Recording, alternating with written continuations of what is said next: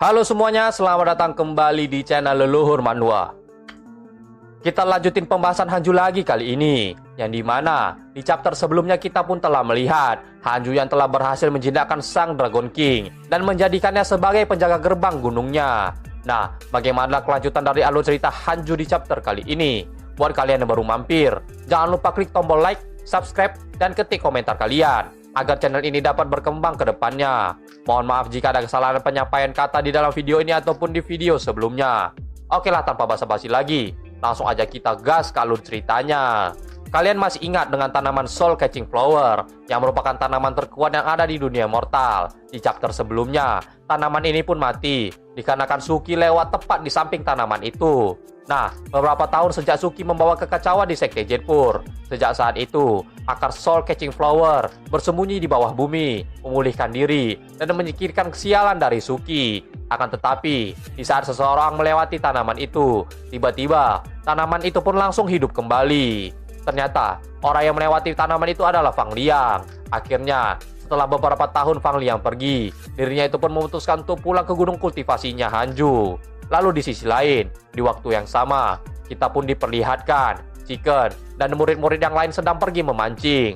Namun, mereka semua terlihat seperti tidak bersemangat. Itu dikarenakan mereka tidak mendapatkan hasil yang memuaskan dalam beberapa tahun ini. Adapun mereka mendapatkan seekor ikan. Itu adalah seekor ikan buntal. Dogi yang memegang ikan itu pun bertanya-tanya bagaimana mereka memakan ikan tersebut. Akan tetapi, saking tidak pernahnya mendapatkan ikan dalam beberapa tahun, Chicken pun menghampiri Dogi dan bertanya apakah dirinya boleh memegang ikan itu. Beberapa saat kemudian, tiba-tiba pancing dari Chicken pun berbunyi, bertanda ada ikan yang menyambar. Melihat hal itu, Chicken pun terkejut. Ditambah lagi, dari kekuatan sambaran ikan tersebut, Chicken pun memprediksi bahwa ikan tersebut adalah ikan yang sangat besar. Chicken pun saat itu langsung bersemangat menarik pancingnya. Dan ternyata, prediksi Chicken pun benar. Ikan berukuran sangat besar pun muncul di hadapan mereka, yang membuat murid-murid Hanju itu pun langsung lari ketakutan. Akan tetapi, Chicken saat itu tidak sempat melarikan diri, sehingga dirinya itu pun tertimpa oleh ikan tersebut. Lalu, Dragon King pun menyadari ada seseorang yang datang menghampiri mereka, sehingga Dragon King saat itu pun langsung waspada. Dirinya itu pun melihat ke suatu arah dan bertanya kepada murid-murid yang lain. Seseorang datang, auranya lebih kuat dari kalian. Haruskah aku turun tangan? Mendengar hal itu, murid-murid Hanju itu pun langsung melihat ke arah yang dituju oleh Dragon King tadi. Dan ternyata, orang yang dimaksud oleh Dragon King saat itu adalah Fang Liang. Melihat tingkat kultivasi Fang Liang saat itu, murid-murid Hanju yang lain itu pun spontan terkejut. Dikarenakan tingkat kultivasi Fang Liang saat ini telah berada di ranah Void Amalgamation. Lalu, setelah Fang Liang sudah berkumpul dengan murid-murid lain, entah mengapa, dua Golden Crow pun menghampiri Fang Liang dan mendekati dirinya. Melihat keberadaan dua Golden Crow, Fang Liang pun bertanya, siapa dua anak kecil itu? Di sini, Chicken pun menjawab dengan jawaban yang agak konyol. Dirinya itu pun berkata, aku yang melahirkan mereka. Ceritanya cukup panjang. Saat itu, Master menangkap seekor Blazing Chicken untukku. Mendengar jawaban itu, kedua Golden Crow itu pun langsung tidak senang. Di sini, Dragon King yang melihat keberadaan Fang Liang itu pun sedikit terkejut. Dirinya itu pun berkata di dalam hati, anak ini, dia punya takdir baik yang melimpah di sekitarnya. Dia mencapai tahap Void Amalgamation di umur yang masih muda. Siapa sangka, semua orang di bawah tetua pembunuh dewa adalah para jenius. Tentu saja, terkecuali Yan Tiandong. Lalu di sisi lain, di dalam gua tempat tinggal Hanju yang sedang membaca buku itu pun tiba-tiba mendapatkan sebuah pemberitahuan sistem. Sistem pun saat itu memberitahu bahwa Dragon King telah menambahkan rasa suka kepada Hanju sebesar 2 bintang. Hal itu pun membuat Hanju terkejut dan bertanya-tanya apa yang baru saja terjadi di luar sana. Sehingga Dragon King tiba-tiba menambahkan kesan baik kepada Hanju. Dan di saat bersamaan, Hanju pun juga merasakan aura dari Fang Liang. Beberapa waktu kemudian, tepatnya di malam hari, murid-murid Hanju itu pun melakukan pesta penyambutan Fang Liang kembali ke gunung. Mereka pun membakar ikan yang mereka tangkap tadi dan memakannya bersama-sama. Di sini, mereka pun bercerita tentang keberhasilan Fang Liang di saat dirinya berada di luar gunung. Wurongki pun berkata kepada Fang Liang, saudara junior, tidak hanya kau mencapai ranah Void Amalgamation, tapi kau juga membuat namamu bersinar di aula Heavenly Immortal Manor. Kau sungguh luar biasa. Kultivasiku masih di ranah Soul Formation tahap ke-9. Aku pikir kecepatan kultivasiku cukup mengerikan, tapi milikmu bahkan lebih gila. Mendengar dirinya yang terus dipuji, Fang Liang pun merendah diri dengan berkata, "Berhentilah mengatakan hal itu. Itu hanya karena aku beruntung. Pikirkan tentang perasaan master dan paman master." Melihat Fang Liang yang dipuji murid-murid lain, Chicken pun saat itu menjadi sedikit iri. Dirinya itu pun berkata, "Kurasa kau tetap sadar diri. Dari yang aku dengar dari tadi, semua karena kau beruntung. Kalau saja aku diberi izin untuk menuruni gunung oleh master, aku yakin aku bisa menerobos lebih cepat." Mendengar pernyataan itu dari Chicken, Murongki yang punya ide bagus itu pun berkata kepada Fang Liang, "Saudara junior, Lord Chicken tidak menerima kekuatanmu. Bagaimana jika kita bekerja sama dan bertarung dengannya?" Mendengar ajakan itu, Fang Liang pun langsung setuju.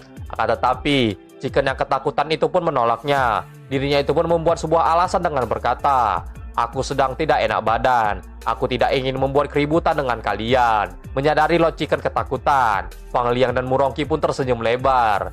Kemudian, di saat mereka sedang membicarakan hal itu, tiba-tiba Hanju pun datang dan duduk di dekat mereka. Hanju pun berkata kepada Chicken, "Chicken, apa kau masih belum berkultivasi dengan baik?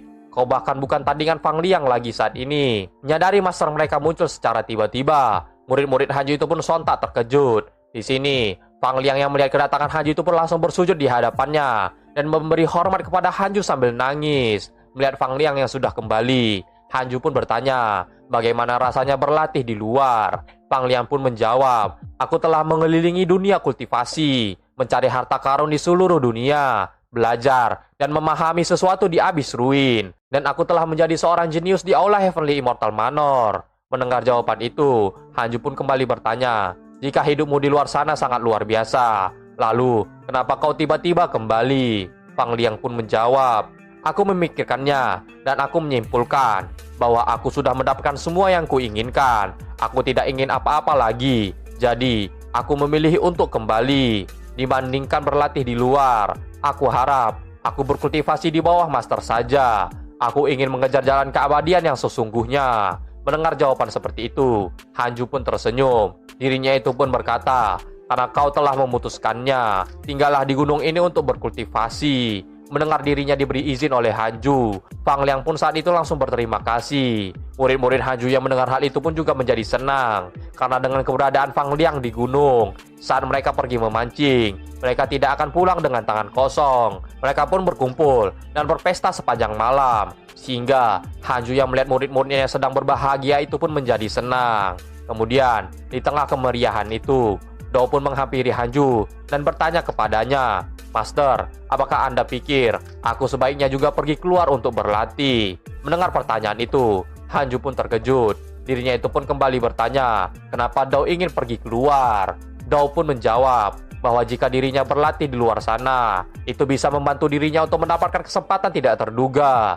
Ternyata, Dao saat itu sedang terinspirasi dari pencapaiannya Fang Liang, sehingga dirinya itu pun juga ingin mendapatkan pencapaian yang sama. Di sini, Hanju yang mendengar niat Dao itu pun berkata di dalam hati, sepertinya pengalaman Fang Liang membuat yang lain gelisah. Namun, tidak semuanya seberuntung Fang Liang. Kebanyakan orang tidak akan mendapatkan apapun ketika berlatih keluar. Setelah memikirkan hal itu, Hanju pun bertanya kepada Fang Liang, "Apa gunanya kesempatan yang tidak terduga itu? Dan kenapa kau ingin menjadi lebih kuat?" Dao pun menjawab dengan tegas, "Itu dapat membuatku semakin kuat. Semakin kuat diriku, aku bisa melindungi master." Mendengar jawaban seperti itu, Hanju pun kembali bertanya, "Apakah aku terlihat seperti butuh perlindungan?" Mendengar pertanyaan itu, Dao pun seketika kebingungan.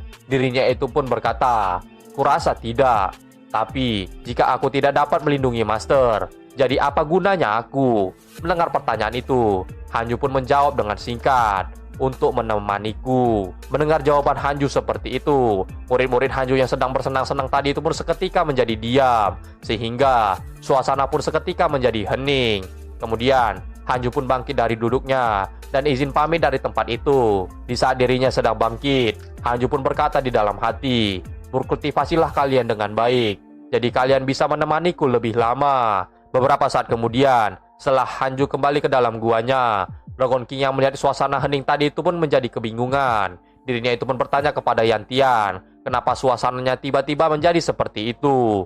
Yantian Dong pun menjawab, "Kau baru saja bergabung dengan kami. Mungkin kau masih belum paham seberapa pentingnya Master bagi kami. Tidak banyak waktu yang tersisa untuk Master. Saat ini, bahkan Golden Crow bersaudara tidak dapat melihat kultivasinya Master. Sudah jelas, dia telah mencapai batasnya di dunia manusia. Dia sudah tidak jauh dari proses naik ke dunia atas. Saat waktunya tiba, apa yang harus kita lakukan?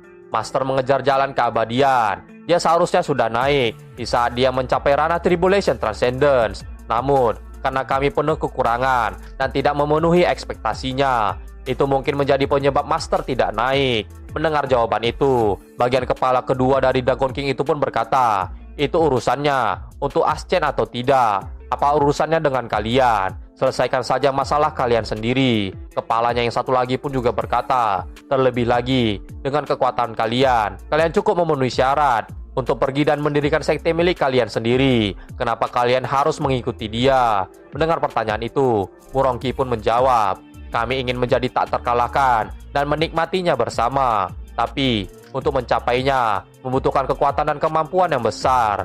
Jalan keabadian yang dilalui Master juga membutuhkan kekuatan dan kemampuan.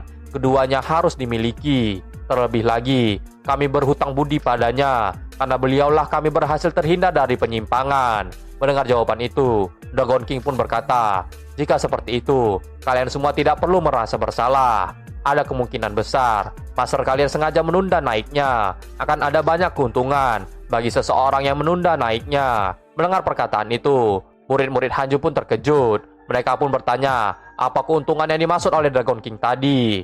Dragon King pun menjawab, Ascen dari seorang kultivator di ranah Tribulation Transcendence dan seorang kultivator di puncak ranah Mahayana adalah dua hal yang berbeda. Kekuatan mereka berbeda, jadi tingkat ranah tertinggi yang dapat mereka capai akan berbeda juga. Berdasarkan catatan kuno, terdapat beberapa ranah di atas ranah Mahayana, yaitu Lost Immortal, Earth Immortal, Heaven Immortal, True Immortal, Mystic Immortal, Golden Immortal, dan juga Immortal Emperor. Itu yang dikatakan oleh catatan tersebut. Tapi, aku rasa ada ranah yang lebih tinggi daripada itu. Jika seorang kultivator di ranah Tribulation Transcendence naik, bahkan jika mereka melewati ranah Mahayana dan menjadi seseorang di ranah Lost Immortal, kekuatan mereka akan melemah, dan ranah tertinggi yang dapat mereka capai adalah ranah Earth Immortal. Tapi, berbeda ketika seorang kultivator di ranah Mahayana naik, karena mereka telah mengumpulkan warisan selama ribuan tahun di dunia mortal.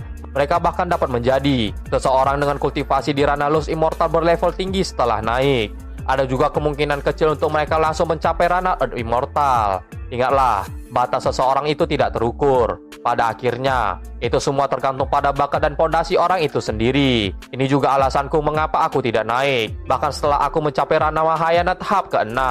Jika kalian ingin mendapatkan kejayaan dalam jalan Dao, kalian harus tenang. Seorang kultivator Mahayana mungkin menjadi keberadaan tertinggi di dunia mortal, tapi mereka tidak ada apa-apanya saat mereka memasuki dunia atas. Dunia atas itu dipenuhi dengan bahaya yang kuat mendominasi semuanya. Jika kalian tidak punya cukup kekuatan, akan sulit bagi kalian untuk berkultivasi dengan tenang. Daripada pergi ke sana untuk menderita, kenapa tidak menggunakan kesempatan yang ada di dunia mortal ini dan mempersiapkannya selama 1000 tahun sebelum naik?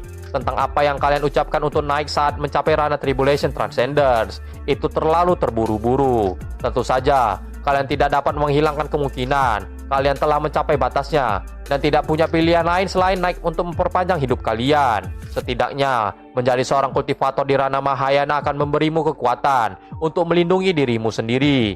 Aku tidak ingin diserang saat aku naik ke sana. Berdasarkan apa yang dijelaskan oleh mastermu, dia benar-benar akan tenang untuk 1000 tahun lagi. Kalian tidak dapat menyebut ini kultivasi lagi.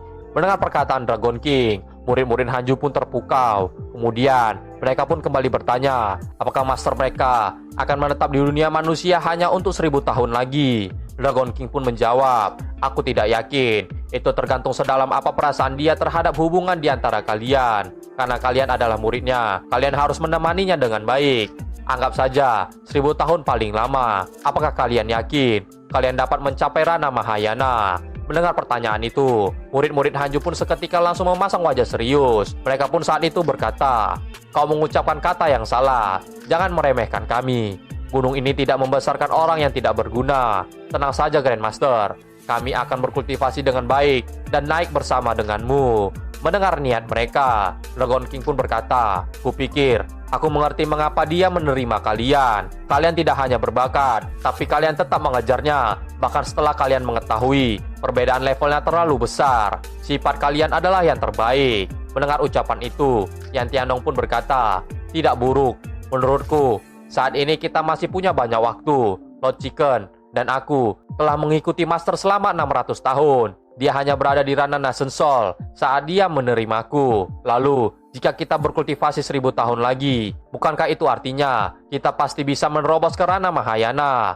Mendengar pernyataan Yan Tiandong, Dragon King pun sontak terkejut. Dirinya itu pun bertanya kepada mereka, tunggu dulu, Nasen Sol, berapa umur Master kalian sekarang? Mendengar pertanyaan itu, Chicken pun menjawab, aku agak lupa. Terakhir kali, aku dengar Master Sekte Lee berbicara tentang kisah Master. Itu sudah setengah abad lalu. Paling-paling, dia sudah berumur 700 tahun. Mendengar umur Hanju yang masih begitu muda, Dragon King pun seketika panik. Melihat Dragon King panik, Chicken pun bertanya, kau kenapa? Dragon King pun menjawab, jadi, apa yang kalian tunggu?